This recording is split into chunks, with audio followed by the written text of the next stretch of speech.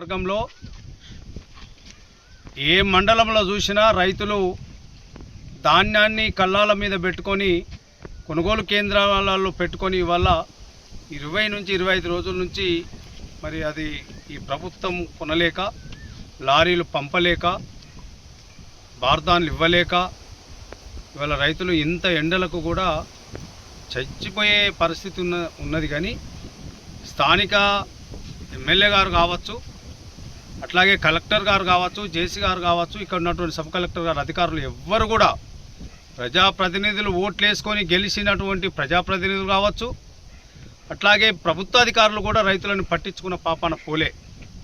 నిన్న మేము నెన్నెల మండలంలో కూడా కొన్ని కేంద్రాలు తిరిగినాం.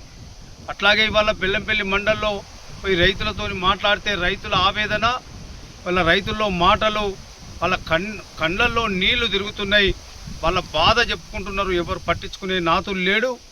మేము మోసపోయినాం. గత ప్రభుత్వంలో కేసీఆర్ గారి నాయకత్వంలో పంటకు పెట్టుబడి ఇచ్చేవాడు, యూరియా బస్తాలు ఇచ్చేవాళ్ళు, అట్లాగే పండించిన పంటను ఇవాళ కొనేవాళ్ళు. రైతులకు ఎక్కడ కూడా ఇబ్బంది లేకుండా సంతోషంగా ఉన్నాం. మేము ఈ రేవంత్ రెడ్డి మాటలు విని, కాంగ్రెస్ మాయ మాటలు విని మేము మోసపోయి ఇవాళ ఈ కాంగ్రెస్ ప్రభుత్వాన్ని గద్దెనెక్కిస్తే ఇవాళ మా గొంతు కోసే పరిస్థితి వచ్చింది, మేము చనిపోయే పరిస్థితి వచ్చినాం అని చెప్పేసి వాళ్ళు ఆవేదన వ్యక్తం చేస్తున్నారు. మేము బీఆర్ఎస్ పార్టీగా మేము బెల్లంపల్లి మండలం నుంచి మేము డిమాండ్ చేస్తున్నాము ఈ జిల్లా కలెక్టర్ను, స్థానిక ఎమ్మెల్యే గారిని, మంత్రి గారిని, మీరు ఎక్కడ ఉన్నారు అని అడుగుతున్నాం. ఇవాళ రైతులు ఇంత ఎండలకు కూడా 50 డిగ్రీల ఎండలకు రైతులు కళ్ళాల మీద ఉంటే, కొనుగోలు కేంద్రాలలో ఇవాళ వడ్ల దగ్గర ఉంటే, రాత్రులు ఇక్కడ వండుకుంటే మీరు ఎక్కడ ఉన్నారు? ఇవాళ ఏ గెస్ట్ హౌజులలో, ఏ ఫామ్ హౌజులలో మీరు పన్నరు అని చెప్పేసి మేము ఇవాళ అడుగుతున్నాం, ఇవాళ డిమాండ్ చేస్తున్నాం. స్థానిక ఎమ్మెల్యే గారు కావచ్చు, స్థానిక మంత్రి గారు కావచ్చు, మీరంతా ఎక్కడ పోయినరు అని చెప్పేసి మేము అడుగుతున్నాం. మేము డిమాండ్ చేస్తున్నాం. ఇవాళ జిల్లా కలెక్టర్ గారి బాధ్యత ఉన్నది. ఇవాళ స్థానికంగా ఉన్నటువంటి ఈ జిల్లా మంత్రి గారికి బాధ్యత ఉన్నది, రైతులను కాపాడే బాధ్యత ఉన్నది. రైతు పండించినటువంటి పంటను ఈ ప్రభుత్వం కొనుగోలు చేసి ఇవాళ రైతులను ఆదుకోవాల్సిన అవసరం ఎంతైనా ఉంది. మేము ఇలా డిమాండ్ చేస్తున్నాం. మీరు ఈ 5-6 రోజులలో, ఈ వారం రోజులలో మీరు ఎక్కడికక్కడ మా ధాన్యాన్ని మీరు కొనుగోలు చేయకపోతే వందలాది మంది రైతులతోని జిల్లా కలెక్టర్ను ముట్టడిస్తాం, జాగ్రత్త కలెక్టర్ గారు అని చెప్పేసి మేము డిమాండ్ చేస్తున్నాం, ఈరోజు హెచ్చరిక చేస్తున్నాం. మరి అంతేకాకుండా బెల్లంపల్లి నియోజకవర్గంలో మేము మార్కెట్ యార్డ్లో రైతుల కోసం ఆనాడు గోదాములు కట్టుకున్నాం.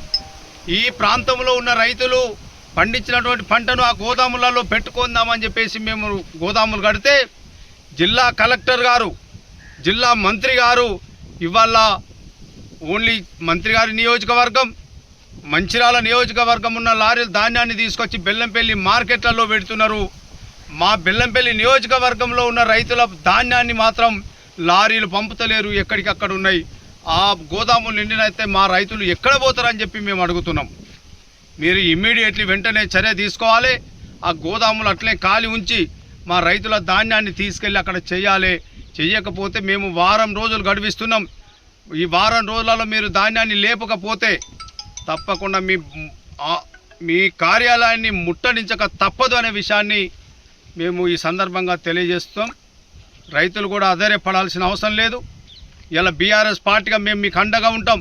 గతంలో 10 సంవత్సరాల్లో కేసీఆర్ గారి నాయకత్వంలో ఏ విధంగానైతే ప్రజల పక్షాన ఉన్నామో ఇప్పుడు కూడా మేము మీ పక్షాన ఉంటాం. మీ పక్షాన ఉండి మేము మీతో పోరాటం చేస్తాం. మీరు ఎక్కడ కూడా ఆధారపడవద్దని చెప్పేసి నేను రైతులను కూడా కోరుకుంటూ, మరి 10 రోజులలో వర్షాలు కొడతాయని చెప్పి వాతావరణ శాఖ చెప్తున్నది. మరి మీరు ఆలోచన చేయాలి. అధికారులు, నాయకులు అయితే ఇక్కడ ఉండేవాళ్ళు కాదు, స్థానికంగా ఉన్న ఎమ్మెల్యే గారు ఇక్కడ ఉండేవాడు కాదు, ఆయన ఇక్కడ రైతు కుటుంబం నుంచి వచ్చినవాడు కాదు, ఆయనకు బాధలు తెలియవు. ఆయన ఒక ఇండస్ట్రియలిస్ట్, ఒక వ్యాపారవేత్త. మరి వారు అలా రైతులు ఇక్కడ గొడగొడ ఏడుస్తుంటే వారు మాత్రం ఇక్కడ కనబడకుండా వారు ఎక్కడో పోయి గెస్ట్ హౌస్లలో లేకపోతే ఎక్కడో సింగపూర్లో ఉన్నారని చెప్పి తెలుస్తున్నది. కాబట్టి మరి జిల్లా కలెక్టర్ గారి బాధ్యత ఇవన్నిటికీ. జిల్లా కలెక్టర్ గారే ఇమీడియట్లీ రివ్యూ తీసుకొని ఈ ధాన్యాన్ని లిఫ్ట్ చేయాలని చెప్పేసి మరొకసారి నేను కోరుకుంటూ జై తెలంగాణ.